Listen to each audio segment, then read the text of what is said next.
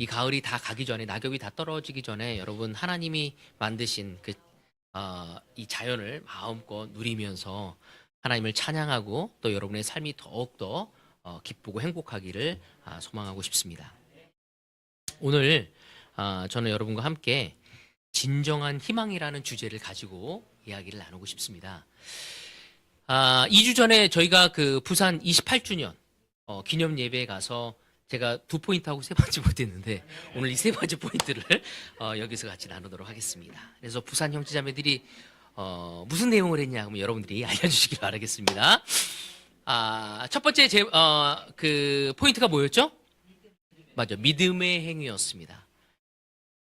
부산교회가 이제는 지키는 믿음에서 이제 확장해 나가고 더 하나님의 꿈을 가져가기 위해서 28년을 보내고 새로운 출발을 하기 위해 필요한 것은 바로 데살로니가 교회를 통해서 배울 수 있었던 건 믿음의 행위가 필요하다는 것이었습니다. 두 번째는 사랑의 수고가 필요로 한다는 것이었습니다. 세 번째는 바로 진정한 희망이 필요한 것입니다. 오늘 저는 이 희망이라는 주제를 가지고 여러분과 나누고 싶습니다.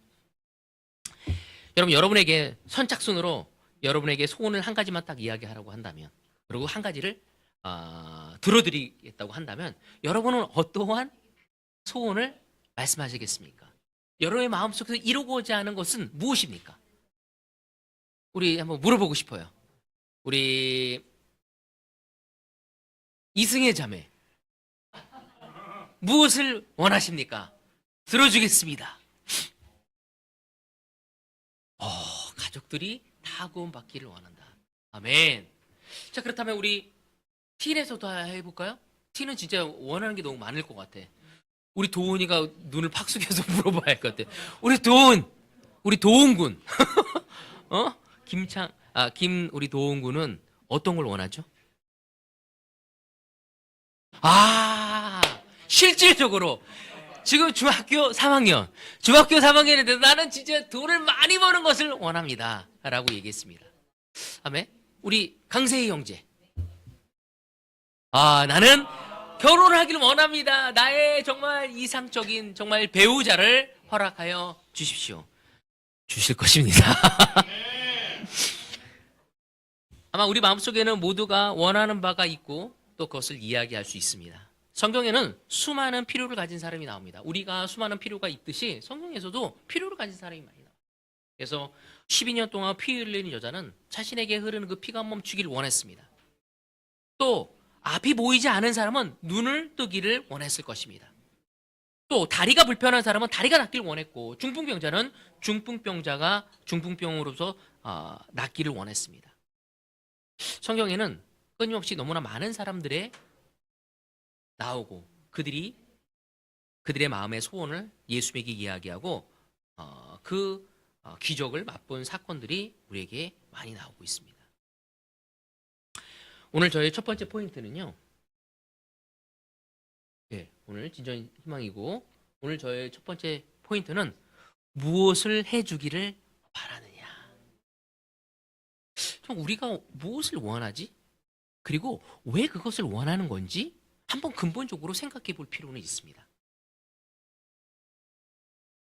성경에 보면 당시에 수많은 사람들에게 예수님께 찾아와서 자신의 소원을 이야기하고 그 자신의 소원을 이루어가는 장면이 참 많이 나옵니다. 오늘 그 한 장면을 또한 같이 보도록 하겠습니다. 누가복음 18장 35절에서 43절입니다. 예수께서 여리고에 가까이 이르셨을 때에 일어난 일이다. 어떤 눈먼 사람이 길가에 앉아서 구걸을 하고 있다가 무리가 지나가는 소리를 듣고서 무슨 일이 일어났느냐고 물어보았다. 사람들이 나사렛 예수가 지나가신다는 것을 그에게 일러주었다. 그러자 그는 소리를 질렀다. 다윗의 자손 예수님, 나를 불쌍히 여겨주십시오. 앞에 서서 가던 사람들이 조용히 하라고 그를 꾸짖었으나 그는 더욱더 크게 외쳤다. 다윗의 자손님, 나를 불쌍히 여겨주십시오. 예수께서 걸음을 멈추시고 그를 데려오라고 분부하셨다. 그가 가까이 오니 예수께서 그에게 물으셨다.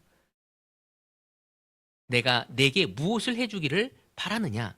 그가 대답하였다. 주님, 내가 볼 수 있게 해주십시오. 예수께서 그에게 말씀하시다. 눈을 떠라.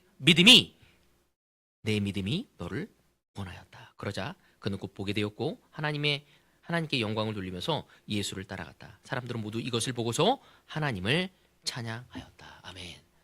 누가복음 18장에 나온 말씀처럼 장님은 가만히 있다가 군중이 지나가는 소리를 듣고 누가 지나간다는 소리를 듣고 소리를 외치기 시작합니다. 예수님이란 걸 알고 다윗의 후손 예수님 저를 불쌍히 여겨주십시오. 아주 간절하게 이야기하고 예수님은 그의 간절한 목소리를 듣고 그에게 다가가서 그가 원하는 바가 무엇이냐고 여쭸을 때 눈을 뜨게 해달라고 해서 눈을 뜨게 해주는 기적이 나옵니다. 이 장면 말고도 성경에는 곳곳에 피를 흘린 여자가 예수를 만지고 피를 멈추는 장면이 나옵니다. 또 철뚝바리가 걷게 되어오는 장면도 나옵니다. 그들은 왜 눈을 뜨길 원했고 왜 피를 멈추길 원하고 왜 또 걷기를 희망했을까요? 그들의 궁극적으로 눈을 뜨기를 원했고 그 병이 낫기를 원했던 그 궁극적인 이유가 무엇이겠습니까? 성경은 잠시 이걸 한번 생각해 보면서 성경은 우리에게 무엇을 굉장히 많이 얘기하냐면요. 하늘나라에 대해서 천국에 대해서 이야기를 합니다. 그래서 우리 승리자매한테도 무엇을 원하니까 우리 모든 가족이 구원받고 천국에 가기를 원하는 거 아니겠습니까? 그죠? 천국에 가길 원합니다 라고 이야기했습니다. 그래서 성경은 이 하늘나라에 대해서 천국에 대해서 이 설명하는 부분을 아주 고심하고 있습니다. 자, 같이 한번 보도록 하겠습니다. 누가복음 13장 18절에서 21절입니다. 예수께서 말씀하셨다. 하나님의 나라는 무엇과 같은가?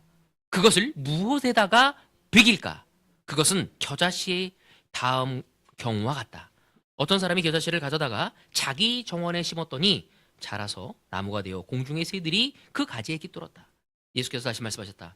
하늘나라를 무엇에다가 비길까? 그것은 누룩의 다음 경우와 같다. 어떤 여자가 누룩을 가져다가 가서 가루 서말 속에 섞어 넣었더니 마침내 온통 부풀어 올랐다.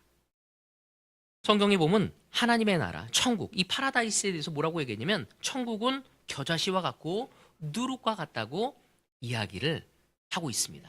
동시에 자, 누가복음 17장 20절에서 21절에도 이런 말씀합니다.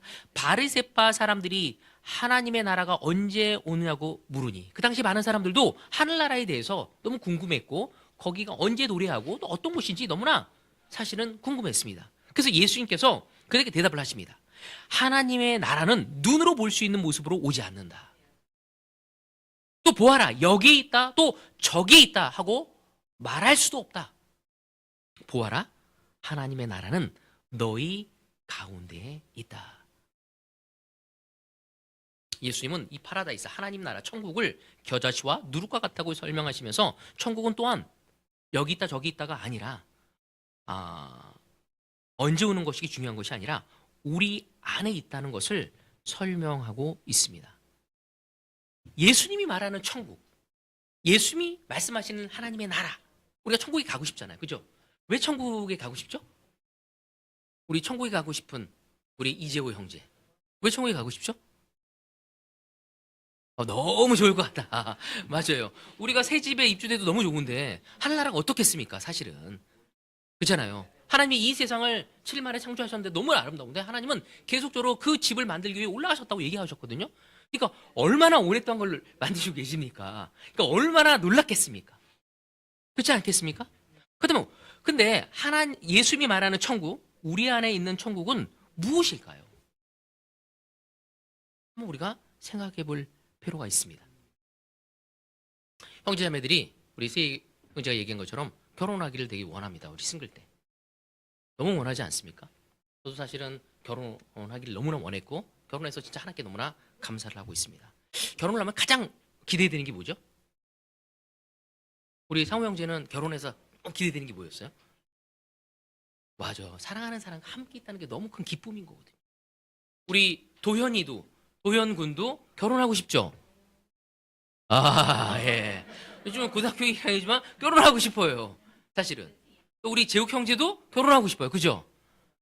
왜냐면 사랑하는 사람과 함께 우리가 이 세상을 살아갈 수 있기 때문에.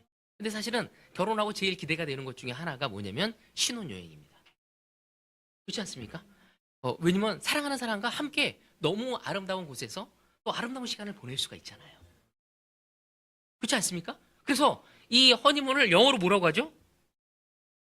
맞아요. 신혼여행을 영어로 허니문이라고 얘기하거든요. 아, 네, 잘못 얘기했어. 근데 왜냐면 그 허니문이라고 하면 얼마나 아름답고 달콤했으면 그 허니란 꿀이란 단어를 썼겠습니까? 허니문 가는 게 너무나 그랬습니다. 그래서 제가 사진을 올렸어요. 여기가 어딘 것 같습니까, 여러분? 사람들이 굉장히 신혼여행 가고 싶어 하는 곳이에요. 맞아, 하와이입니다, 하와이. 저는 진짜 하와이 너무 많은 사람들이 하와이로 신혼여행을 가고 싶어 해요. 우리 유겸이는 신혼여행으로 어디를 가고 싶으세요? 네? 아무 생각이 아직 없어. 현실로 나한테 이루어질 건가? 어? 아마 많은 사람들이 하와이에 가고 싶어 합니다. 자, 저도 하와이 꼭 가보고 싶습니다. 여기가 어딜까요? 맞아. 여긴 발리예요. 이 바위 굉장히 유명하더라고요. 여기 발리예요. 네. 자, 그래서 진짜 발리에 가서 저도 언젠가 또 아내와 함께 발리에 가서 진짜 편안한 또 시간을 보내고 싶습니다. 신혼여행을 갔다 왔기 때문에 이제 두 사람이 정말 이제 결혼한 지도 24년이 되었고 이제 새로운 곳에 가서 또 우리의 말년을 계획할 수 있는 시간을 가져가길 원합니다. 또 여기는 어딜까요? 몰디브예요. 맞아요. 여기는 몰디브예요. 지금 제가 얘기한 데는 여러 사진이 있지만 진짜 한국 사람들이 굉장히 많이 가는 곳이고 갔을 때 천국이라고 얘기할 정도로 정말 자연의 아름다움이 놀라운 곳입니다. 그러면 여기 사진만 보더라도 행복하고 상상만 하더라도 너무 아름다워. 신혼여행을 내가 정말 평생을 함께하고자 하는 내 배우자와 그곳에 가서 진짜 맛있는 거 먹고 좋은 구경을 하고 아름다운 추억을 만든다는 게 얼마나 좋습니까? 저도 제 아내와 함께 신혼여행할 때 너무 행복했거든요. 그 섬은 30명이 다 들어가면 끝이야. 도수 팔만스라는 정말 이렇게 도수가 두 개거든요. 스페인어로. 팔만스가 야자수예요. 그래서 비행기를 타고 버스를 타고 배를 타고 들어가야지만 보는 곳이야. 갈 때 너무 고생을 했어. 그래서 딱 도착하니까 진짜 두 개의 야자수가 딱 있었어요. 그리고 신혼여행 온 몇 커플만 있고 그리고 모든 음식이 다 준비되어 있고 그 주변을 호핑 아일랜드를 하면서 진짜 그 주변을 돌면서 아름다운 시간을 보내는 곳입니다.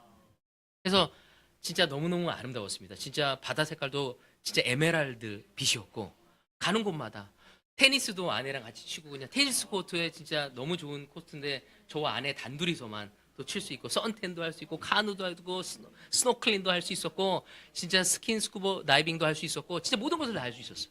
그리고 목마르거나 하면 음료수 마음대로 먹을 수 있고 음식은 뷔페로 막 다 차려져 있고 그래서 자연 속에 살 수 있었던 거예요. 그래서 TV도 없고 라디오도 없고 음악은 들을 수 있어. 또 오직 서로 사랑하는 사람에게 초점을 맞출 수 있는 그런 장소였습니다. 너무너무 좋았어요. 근데 제가 거기 신혼여행을 갈 때 신혼여행 전세 비행기를 탄 거야. 우리 말고도 다 신혼여행 커플이더라고요. 다 커플티하고 진짜 아내와 저만 커플티 아니었어. 다 커플들이야. 그리고 막 가면서 서로 이야기 나고 아름다운 그 이야기를 하면서 너무 즐거워하고 흥분되어서 비행기를 타고 떠났습니다. 도착해서도 사람들이 너무너무 기뻐하는 거야. 진짜 이 자연에 압도되어지고. 근데 이게 그 다음 날부터 도착하고 그 다음 날부터 안 나오는 사람들이 나오고 있는 거야. 왜 안 왔지? 어디 아픈가? 그래서 조금 시간이 지나서 그 다음 날에 보였더니 이제 혼자 나오더라고. 그리고 얼굴 표정은 정말 너무너무 이그러져 있고 진짜 말을 한번 걸었다간 한 대 맞을 것 같은 느낌들이었어. 심통이 막 나 있고 정말 너무너무 불행한 눈빛이었습니다. 저는 그걸 보면서 바로 지옥이 이런 곳이 아닌가라는 생각을 하게 되었습니다. 가장 아름다운 천국이라고 말할 수 있는 아름다운 환경 속에 있지만 그곳이 지옥으로 변할 수도 있는 거죠. 정말 천국이 지옥으로도 이렇게 바뀔 수 있는 건가? 그들을 봤었을 땐 정말 잊고 싶지 않았어. 그러니까 아무것도 없고 두 사람에게 포커스할 수 있는 곳이었는데 둘이 싸우니까 갈 데도 없는 거야. 어디 가서 지나쳐 볼 수밖에 없는 거고. 딴 데 갈 수도 방도 거기 하나잖아요. 따로 잘 수도 없고. 너무 고통스러워하는 모습을 보게 된 거. 어떤 여자분은 막 눈이 막 이렇게 막 한 대 어디서 맞은 것처럼 막 이렇게 부어서 막 왔더라고. 운 거죠, 사실은. 그래서 저는 진짜 너무너무 안타까웠습니다. 지상낙원이라고 얘기하고 천국이라고 얘기할 수 있는 곳이지만 진짜 있고 싶지 않은, 얼굴 쳐다보고 싶지 않은 사람하고 계속 있는 것은 진짜 지옥과 같은 곳인 것입니다. 그토록 원했던 천국이 지옥으로 만들 수 있는 것이죠. 무엇을 통해? 우리의 관계를 통해서 그렇게 되어질 수 있는 것입니다. 저는 이거를 좀 생각하면서 한번 생각해 보게 되었어요. 왜 눈을 먼 사람이 눈을 뜨길 원했을까? 정말 눈을 뜨는 것이 원할까? 눈을 떠서 내가 사랑하는 사람을 만나고 아름다운 관계를 맺고 싶은, 더 사랑받고 싶고 더 사랑하고 싶은 사람이 되고자 했던 거였죠. 그 피 흘린 여자도 정말 그 피 흘리면서 멈추고자 했던 건 죄 많은 여인으로서 사람들과 함께 어울리지 못하고 자기 혼자 외롭게 있기보다는 좋은 관계를 가져가기 위해서 그것이 나야만 했습니다. 다리를 저는 사람도 마찬가지였고 운동병도 마찬가지였고 궁극적으로는 아름다운 관계를 가져가고자 하는 것이 그들의 목적이지 않았나. 궁극적으로 단지 그냥 병이 낫는 것이 아니라 그 병에 낫는 것을 통해 사랑하는 관계를, 사랑받는 관계를 가져가고자 했던 것이었죠. 눈을 떴는데 내가 사랑할 사람도 없고 혼자 외로이 있어야 한다면 왜 눈을 떠야겠습니까? 내가 피 흘린 것은 멈췄는데 오히려 다른 사람하고 늘 싸워야 한다면, 보호받을 수 없고 보호할 수 있는 사람도 없다면 그것이 그녀에게 무슨 의미가 있었겠습니까? 결국 병 나음으로 인해서 바랬던 것은 올바른 관계를 갖고 사랑하는 관계를 통해 행복을 느끼고 싶었고 아름다운 관계를 가져가고 싶었다고 저는 생각합니다. 수많은 사람들이 진정으로 원하는 소원이 있다면 저는 아름다운 관계를 가져가고자 하는 것이라고 생각되어집니다. 세상에 많은 사람들은 돈과 명예와 권력을 자신의 꿈으로, 희망으로 살아가고 있습니다.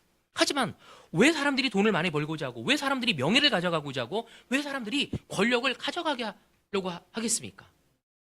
그건 다름 아니라 다른 사람으로부터 관심받고 사랑받고 존경받고 소중한 사람이라고 역임을 받고 싶은 것입니다. 그 관계를 얻기 위해서 수단으로 돈이 필요하고 명예가 필요하고 권력이 필요하고 또 좋은 학교도 나오고 외모도 꾸미는 것이죠. 하지만 이 세상은 수단을 통해서 진정한 관계를 얻고자 하는 게 목적이었는데 그 수단과 목적이 바뀌어버리게 된 것입니다. 그래서 너무 안타까운 것은 수많은 사람들이 돈을 위해서 관계를 파기해버리는 거죠. 사실은 내 아내를 사랑하기 위해서 열심히, 내 가족을 사랑해서 남편들이 밖에 나가서 열심히 일한 건데 이제는 돈을 위해서 아내와의 관계가 망가지고 자녀의 관계가 망가지고 있다는 것입니다. 원래는 권력을 얻어서 더 많은 사람이 잘 살게 해주고자 하는 것이었는데, 세상을 좀 더 아름답게 만들고자 했는데 내 권력을 위해서 다른 사람을 더 학대하고 미워하고 원수가 되어지는 모습을 보게 되어집니다. 여러분, 오늘 시간 우리가 한번 생각해 봐야 합니다. 이 세상 많은 사람들이 돈을 통해서 더 내 사랑하는 사람에게 아낌을 주고 사랑하려고 했는데 그 돈 때문에 관계가 멀어진 것을 너무 많이 보잖아요. 보험금을 위해서 자기의 부모를 살인하는 사람, 자기의 자녀를 희생시키는 사람, 자기의 가족을 등치는 사람, 자기 친한 친구에게 배신하는 사람. 대한민국뿐만 아니라 전 세계 곳곳에서 그러한 일이 이루어지고 있는 것입니다. 오늘 한번 여러분 생각해 보십시오. 여러분은 무엇 때문에 돈을 버시려고 합니까? 무엇 때문에 더 좋은 집을 가져가고자 하고 있습니까? 무엇 때문에 더 많이 배우려고 노력하고 있습니까? 바로 그것은 내 사랑하는 사람을 지키고 더 사랑하고 더 좋은 것을 주고자 하는 것인데 오히려 그것 때문에 내가 가장 사랑해야 하는 사람을 피곤하게 만들고 내가 돈 때문에 내 배우자와 내 가족들에게 아픔과 관심을 줘버리고 있지는 않은지 생각해야 합니다. 돈은 관계를 위한 수단의 분과인데도 불구하고 언제부터인지 돈이 없으면 가족끼리 원수가 되어지는 거야. 여러분, 그렇다면 우리는 다시 한번 생각해야 돼. 내가 원하는 게 무엇인지. 예수님은 병을 고쳐주면서 궁극적으로 우리의 마음을 바꾸고자 하셨습니다. 병을 고쳐주는 것이 목적이 아니었다는 거였죠. 같이 로마서도 같이 보도록 하겠습니다. 로마서 1장. 제가 이 구절이 굉장히 마음에 도전이 되었습니다. 사람들은 하나님의 진리를 거짓으로 바꾸고, 진리를 뭐로 바꿨다고요? 거짓으로 바꿨어요. 여러분이 어쩌면 하나님 말씀이 거짓이라고 얘기하지만 여러분의 삶에서 그렇게 얘기하는 사람들이 있을 거예요. 창조주 대신에 피조물을 숭배하고 섬겼습니다. 하나님은 영원히 찬송을 받으실 분이십니다. 이 세상은 하나님의 진리를 거짓된 것으로 바꿨고, 하나님의 진리가 우리를 평온하게 하고 아름답게 하고 행복하게 만들 수 있다고 생각하지 않고, 내가 추구하는, 승진하는 것, 더 좋은 직장에 가는 것, 더 돈을 많이 버는 것, 더 명예로운 것, 더 큰 집을 얻는 것, 더 좋은 차를 타는 것. 근데 너무 재밌는 건 돈이 많은 사람이 행복하지 않아요, 절대적으로. 명예가 많은 사람이 부부관계가 결코 다 좋지 않습니다. 여러분, 오늘 시간 우리는 생각해 봐야 합니다. 우리가 그리스도인으로서 하나님이 우리에게 무엇을 원하냐고 얘기했었을 때 무엇을 정말로 원한다고 이야기할 수 있는지, 진정으로 우리 삶을 변화하고 희망을 줄 수 있는 것의 희망이 아닌 다른 신기루와 같은 것, 눈에 보이는 것들에 의해서 나의 행복을, 거기에 희망을 두고 오히려 갈등하고 염세적으로 되고 열등감에 젖어 있지는 않은지 우리는, 감사합니다, 생각해 볼 수 있어야 합니다. 요한계시록에 보면 이런 얘기가 있습니다. 12장 9절. 그래서 큰 용, 곧 그 옛뱀은 땅으로 내쫓겼습니다. 그 큰 용은 악마라고도 하고 사탄이라고도 하는데 온 세계를 미혹하던 자입니다. 그 용의 부하들은 그와 함께 땅으로 내쫓겼습니다. 하나님의 진리를 속이는 사람이 누군지 바로 사탄이고 악마라고 얘기하고 있습니다. 여러분, 우리는 속지 말아야 합니다. 세상은 사탄이 지배하고 있고, 그 수단이 필요하지 않다는 건 아닙니다. 필요합니다. 여러분, 우리는 돈을 벌어야 돼요. 그 수단을 위해서 노력해야 합니다. 그렇지만 그 수단이 목적이 되어서는 안 됩니다. 수단과 목적이 뒤바뀌어서 가고 있다면 이 세상은 그것이 먼저라고 이야기하고 있습니다. 그래서 돈을 보면 벌수록 더 관계가 멀어져, 내 주변 사람들하고 멀어지는 거죠. 제가 너무 안타까운 건요, 어떠한 자식의 아버님이 아파서 병간호를 했어요. 아버님이 돈이 너무 많은 거야. 그때 아버님이 갑자기 일어서서 그 자식에게 물어봤어요. 너 왜 내가 이렇게 아픈데 병간호를 하니? 그러니까 딱 그 자식이 뭐라고 대답했겠어요. 당연히 자식의 도리로서 아버지를 사랑하고 돌보고 싶습니다. 그때 아버지가 그 자식에게 하는 말, 아니야, 넌 그것 때문에 날 돌보는 게 아니야. 넌 내 돈 때문이야. 여러분, 만약에 돈이 적었다면, 없었다면 그렇게 했을까요? 돈이 많기 때문에 그렇게 되어지는 겁니다. 돈 때문에 형제애가 깨진 사람을 너무 많이 보게 됩니다. 수단과 목적이 뒤바뀐 순간 우린 서로를 더 불신하게 되고 무너져 버릴 수밖에 없는 것이죠. 우리가 진정으로 추구해야 할 희망은 바로 관계에 있음을 하나님은 이야기하시는 것이죠. 오늘 지금 여러분은 그 하나님이 우리에게 희망을 가져갈 수 있는 하나님과의 관계, 서로의 관계에 대해서 여러분 투자하고 있습니까? 그리고 배우고 있습니까? 내 아내를 더 사랑하기 위해서 배우고 있습니까? 내 남편을 더 사랑하기 위해 배우고 있습니까? 내 형제자매들을 더 사랑하기 위해 배우고 있습니까? 시간과 마음과 우리의 경제적인 것까지 헌신하며 배우고자 하고 있습니까? 하나님과의 올바른 관계를 갖기 위해 시간과 마음과 내 경제적인 것을 사용하며 발전하고 있습니까? 사탄은 끊임없이 우리의 수단과 방법을 바꿔놓아서 우리가 원하는 것이 진정한 것이 아닌 신기루와 같은 것, 곧 이따가 우리에게 기쁨을 주지 못하고 더 허무함을 줄 수 있는 것들에 마음을 더 가게 해서 더 시간과 마음과 우리의 경제적인 것을 거기에 사용해서 우리의 삶을 더 가지면 가질수록 비참하게 만들고자 하는 것이 사탄과 악마의 괴략임을 우리는 알아야 합니다. 진정한 소원, 바로 하나님 안에서 그 관계를 배우지 않는다면 우리는 엉뚱한 것을 하다가 가장 소중한 것을 잃어버리게 될 것입니다. 저는 이 말씀을 준비하면서 어제 너무 행복했습니다. 잠을 잘 못 잤어요. 왜냐면 이 레슨을 주면서 진짜 내 관계가 얼마나 행복한지, 내가 말씀을 준비하는 동안 침대에서 쿨쿨 자고 있는 아내를 생각할 때 너무 감사했어. 늘 저를 사랑해주고 아껴주고 저를 위해 싸워주고, 제가 뭔가 이루건 이루지 않건 능력이 있건 없건 무조건적으로 저를 받아주고 사랑해주고자 하는 아내가 있어서, 그날 또 제 생일이라고 우리 형제들이 모여서 제 생일이라고 이렇게 막 나눠줬어요.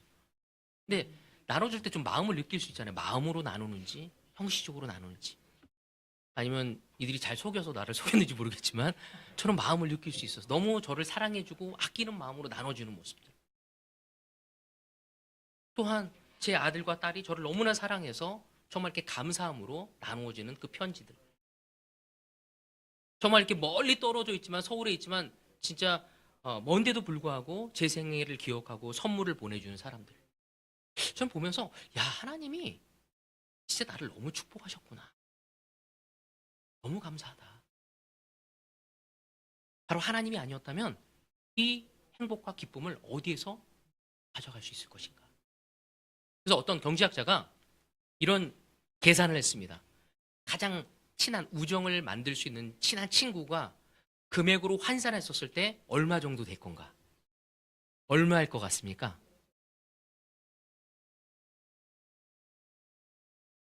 얼마라고 생각하세요?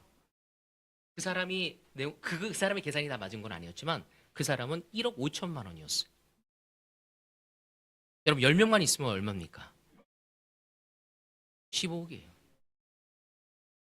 여러분 우리가 그 1억 5천 정도의 기쁨을 통해 사실 경제적으로 계산할 수 있다는 거죠. 나에게 진정한 친구가 있다는 것에 대해서. 하나님은 우리의 삶이 풍요로워지길 원합니다. 정말 여러분이 원하는 것이 무엇인지 한번 살펴보기를 바라고 싶습니다. 두 번째 포인트는 진정한 희망은 하나님이시다입니다.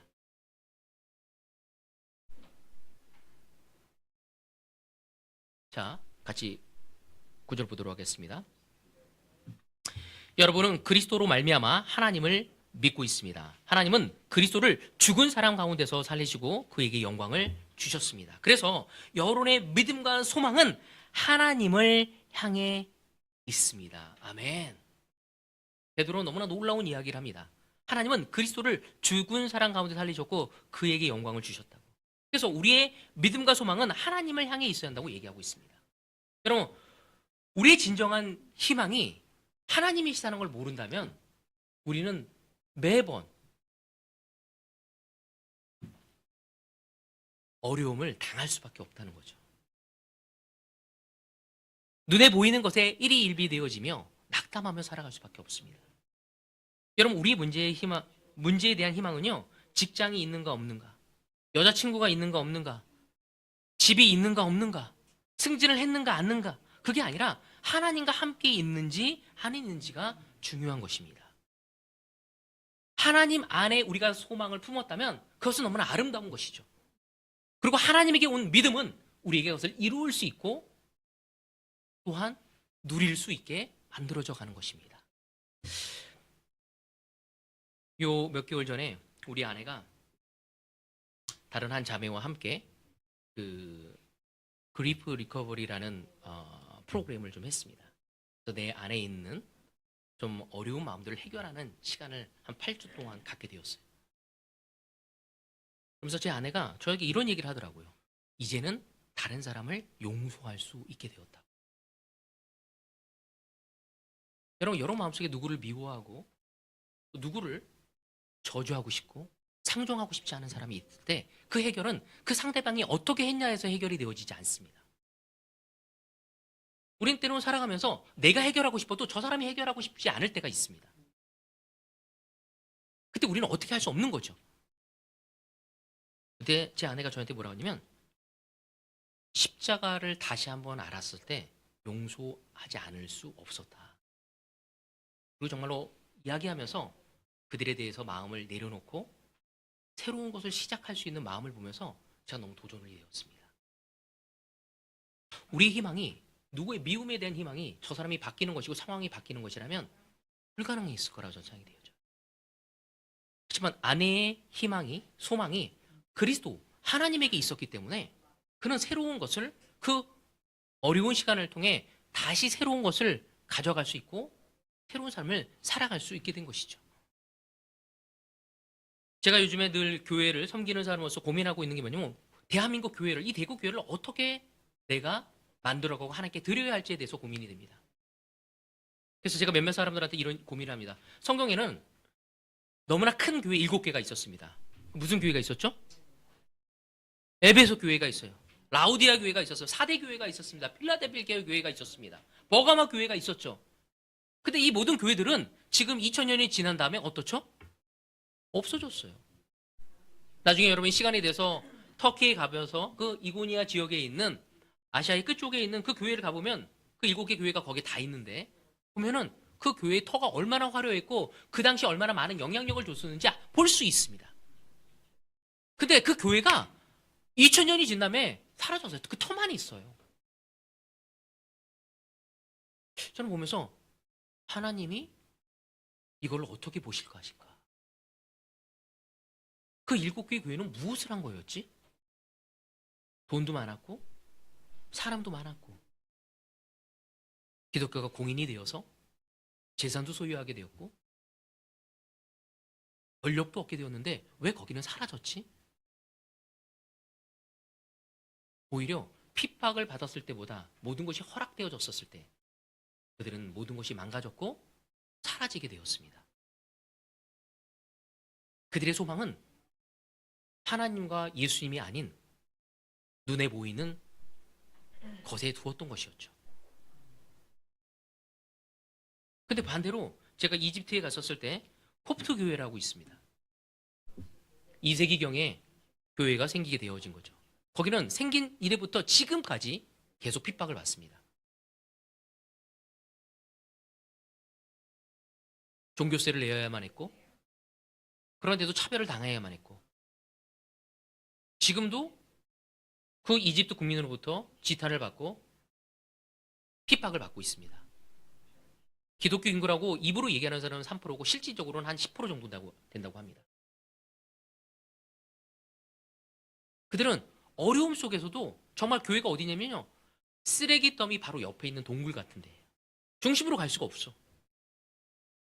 그들은 그 핍박과 어려움을 계속적으로 수세기 동안 받으면서 믿음을 지키고 지금까지 있습니다. 그 콥트 교회가 지금까지 있었던 이유가 무엇일까? 바로 그것은 돈이 많았고 똑똑한 사람이 많았고 화려한 게 있었던 것이 아니라 예수 그리스도에게 희망을 두었기 때문입니다. 저는 우리 교회가 하나님에게 희망을 두기를 원합니다. 여러분, 썩어 없어질 것에 소망을 두지 않기를 바라고 싶습니다. 여러분, 마태복음 4장에 보더라도 예수님이 사탄으로부터, 마귀로부터 시험을 받습니다. 화려함을 보여주고 또 40일 동안 금식기 때문에 빵으로도 유혹하고, 근데 예수님은 그 모든 것을 거부하십니다.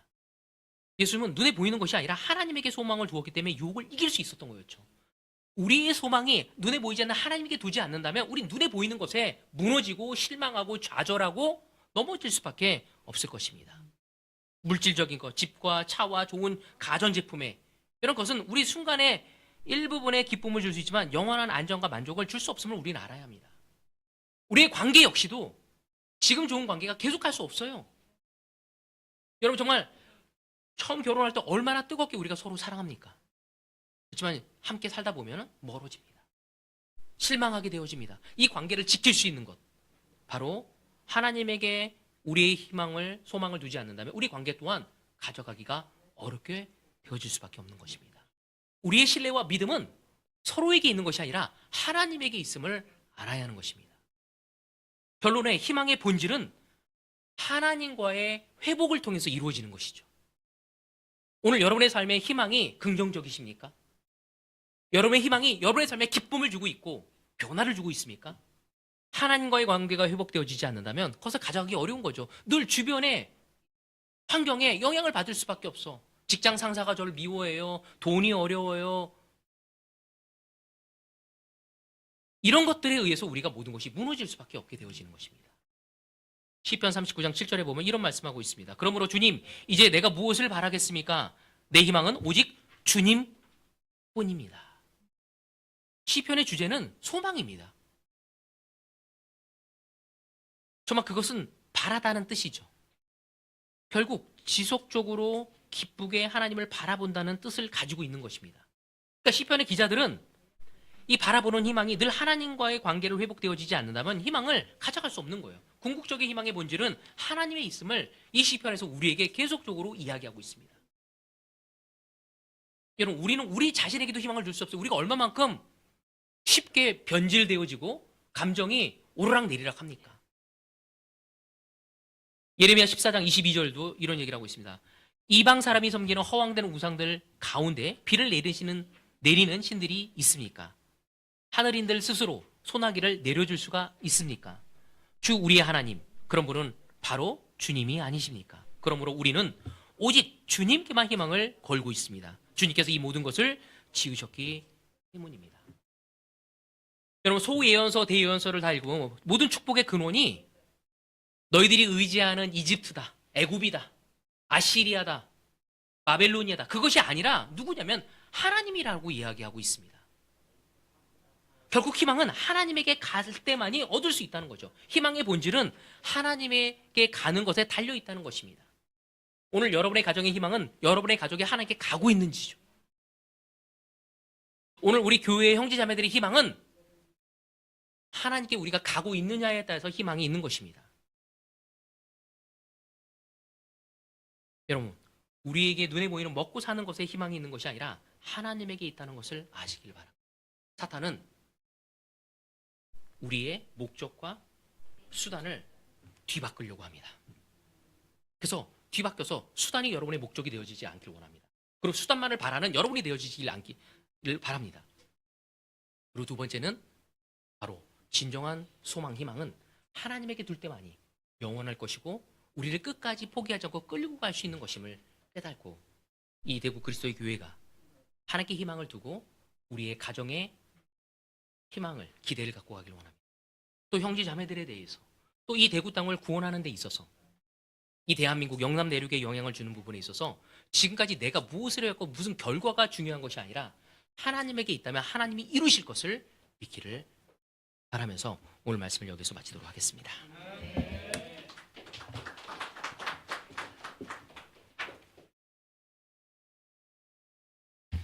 아멘. 모두 자리에서 일어나 주시기 바랍니다. 말씀에 반응하시면서 149장 빛의 사자들이여를 찬양 드리겠습니다. 아멘.